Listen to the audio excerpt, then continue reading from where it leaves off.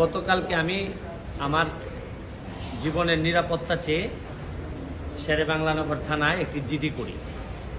জিডির বিষয়টি হচ্ছে গিয়ে যে গত বৃহস্পতিবার সংসদে থাকাকালীন সময়ে আমার এলাকার যিনি অফিসার ইনচার্জ উনি আমারে ফোন দিয়ে জানালেন যে স্যার আপনি একটু বাড়ি আসলে আপনার সাথে আমার একটু বসতে হবে, গুরুত্বপূর্ণ কথা আছে।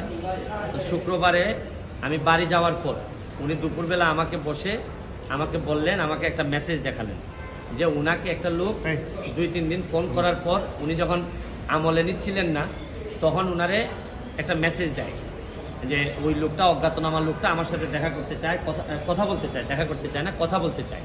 তো ওসি সাহেব আমলে নেননি। পরে যখন মেসেজটা দেখছেন, যে মেসেজের মধ্যে আছে দেখা যাচ্ছে যে একটা কন্ট্রাক্ট কিলার গ্রুপ যারা হায়ার করা হয়েছে তারা নাকি অ্যাক্টিভ, তার বক্তব্য অনুযায়ী। তো ওসি সাহেব আমারে উনার ফোন দিয়ে ওই অজ্ঞাতনামা ব্যক্তির সাথে ফোনে ধরাই দিল। আমি কথা বললাম, কথা বলার পর যে জিনিসটা ওরা জানাইলো আমাদেরকে, ওই অজ্ঞাতনামা ব্যক্তি সে নিজেকে আইডেন্টিফাই করতে চায় না, সে তার অ্যাড্রেস বলতে চায় না। সে বলে যে আমি নিজেও ওই কিলার গ্রুপের মেম্বার ছিলাম, যখন আপনার নামটা আসছে আপনাকে হত্যা করতে হবে, তখন আমি বলছি যে না আমি এটা পারবো না, কারণ উনি ওই লোকটা সিলেটি, সে আমার কাজকর্ম সম্পর্কে জানে, এই জন্য সে কোনোভাবে রাজি হয় নাই। তখন সে বলছে যে আমার বিষয়টা হচ্ছে গিয়ে, তার বক্তব্য অনুযায়ী আমার বিষয়টা হচ্ছে গিয়ে আমি আপনাকে একটা ওয়ার্নিং দিচ্ছি, আপনি এই 2-3 দিন আপাতত ঘরের বাইরেই যাবেন না। তো এটা শোনার পর আমি নর্মালি এর আগে অনেকবার আমি মৌখিকভাবে বা আমার পিএস এর মাধ্যমে বিভিন্নভাবে আমি থ্রেট করেছি, এগুলো আমি আমলে নেই না, কারণ এগুলা সামনে বললে একটা প্যানিক তৈরি হইতে পারে, এই জন্য আমি কখনোই সামনে নিয়ে আসি নাই। এইবার যখন আমার এলাকার ওসি সাহেবের মাধ্যমে আসছে তখন আমার কাছে মনে হয়েছে যে মানুষ যখন কখনো কোনো ওসিরে নর্মালি তো কেউ ফোনই দেয় না, তার উপর যখন সে এইরকম একটা মেসেজ দিচ্ছে তখন আমার মনে হয়েছে, আমার এখন মনে হয়েছে যে সিরিয়াসলি একটা পটেনশিয়াল থ্রেট, আমার এটা অবশ্যই আমলে নিতে হবে। তো এই জন্য আমি ওই দিন পরের দিন সকালেই আমি ঢাকা চলে আসি, সংসদ ভবনে চলে আসি। এসে আমি এর ভিতরে আমি পুলিশের ঊর্ধ্বতন কর্মকর্তা যারা আছেন তাদের সাথে আমি কথা বলি। তো এরপরে আমি জিডিটা আমি গতকালকে করছি।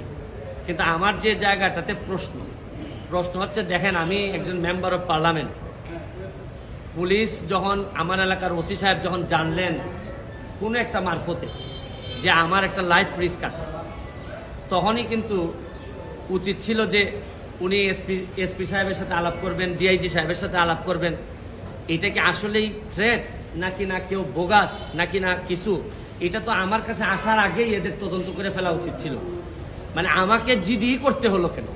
প্রশ্নটা হচ্ছে গিয়ে যে আমার থ্রেটটা তো আমি জানি না, জানছে প্রথমে ওসি সাহেবের পরে এটা এসপি ডিআইজি ওনাদের কাছে যায়।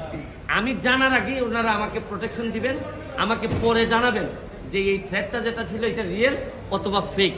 ওনারা আমাকে বলছেন, ওসি সাহেবের যতটুকু ব্রেইনে ধরছে উনি ধরছেন, আমাকে বলছেন, আমাকে জিডি করতে হয়েছে। আর আমার নিরাপত্তা তো এখন আমার নিজেরই দিতে হইতেছে।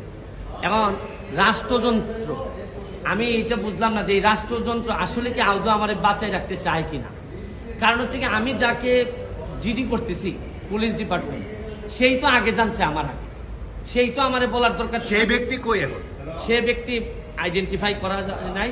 পুলিশ মারফত কখনো শুনলাম যে ওনারা নাকি ট্রেকিং করে, কখনো বলছেন যে এই পাহাড়তলি চট্টগ্রামের, তারপর কখনো বলতেছেন তার বাড়ি এই বড়লেখা বা সিলেটের কোন জায়গায় যেন। তা আমার বিষয়টা হচ্ছে গিয়ে যে দেখেন, এই দেশে বঙ্গবন্ধু মারা গেছেন, তার পরিবার সবাই মারা গেছে, আমার হবিগঞ্জের শাহ এম এস কিবরিয়া সাহেব মারা গেছে, আমরা তো কোনো প্রোটেকশনে দিতে পারিনি।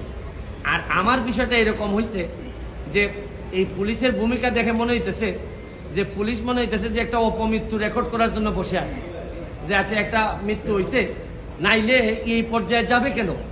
আমি কি করতেছি না করতেছি সব পুলিশ এবং এনফোর্সমেন্ট এজেন্সির নখদর্পণে থাকবে।